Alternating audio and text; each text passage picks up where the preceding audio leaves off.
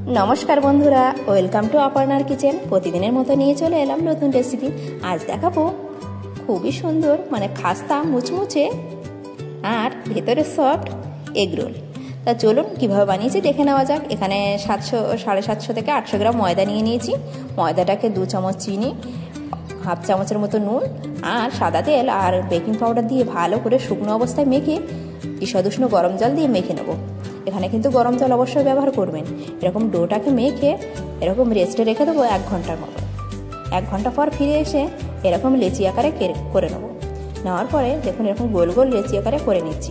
তো আমি অপর্ণা, আপনারা দেখছেন কিন্তু অপর্ণার কিচেন। এরকম এক একটা পরোটা আমি বেলে নিচ্ছি। তেল মাখিয়ে নেব, তেল মাখিয়ে বেলে নেব। এই পরোটাগুলো লাচ্ছা আকারে আমি বানিয়ে নেব, মানে লাচ্ছা পরোটা বানিয়ে নেব। এরকম দেখুন প্রথমে পরোটা বেলে এরকম মানে ভাঁজ করে এরকম রাউন্ড রাউন্ড করে নিয়ে এরকম চেপে রেখে দেবো। তো সমস্ত পরোটা আমি মানে লেচি এভাবে রাউন্ড করে নিয়েছি। এবার বেলে নেব। তা সমস্ত পরোটা আমি বেলে নিচ্ছি।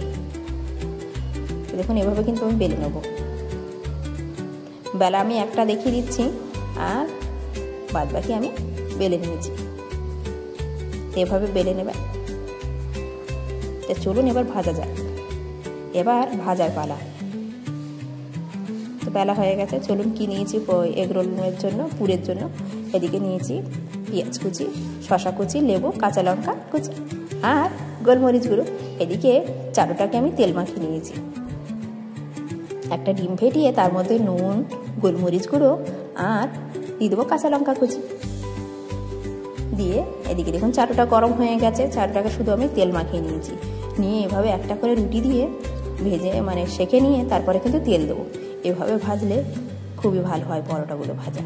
এরকম বেশি করে তেল দিয়ে পরোটা ভেজে নিয়ে এখানে ডিমের ব্যাটারটা দিয়ে এরকম খুন্তি দিয়ে মাখিয়ে নেবো। এখানে 2টো খুন্তি ব্যবহার করবেন, দেখবেন সুবিধা হবে। তো এখানে আমি 2টো খুন্তি নিয়ে এরকম দেখুন ভেজে নেবো রোলটাকে। এরকম দেখুন রোলটাকে কিন্তু ভাজা হয়ে গেছে। এবার নামিয়ে নেব। দেখে লোভ লাগছে তো, তাহলে ঝটপট বাড়িতে বানিয়ে ফেলুন। এভাবে আমি সমস্ত এগরোল কিন্তু বানিয়ে নিয়েছি। এবার এর ভেতরে দিয়ে দেবো শসা কুচি, পেঁয়াজ কুচি, কাঁচা লঙ্কা কুচি। কাঁচা লঙ্কা না হলে কিন্তু চলবে না। দিয়ে দেবো একটু বিট নুন আর গোলমরিচ গুঁড়ো আর দিয়ে দেবো লেবুর রস। দিয়ে এখানে লেবুর রসটা দিয়ে আমি 2 রকম সস ব্যবহার করছি।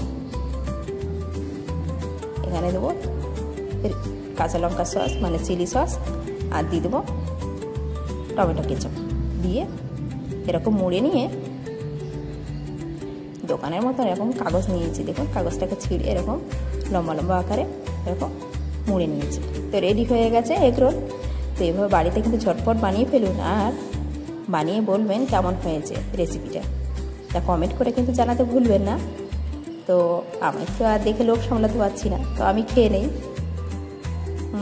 দারুণ হয়েছে খেতে। আজকের মতন এটুকুনি, টাটা।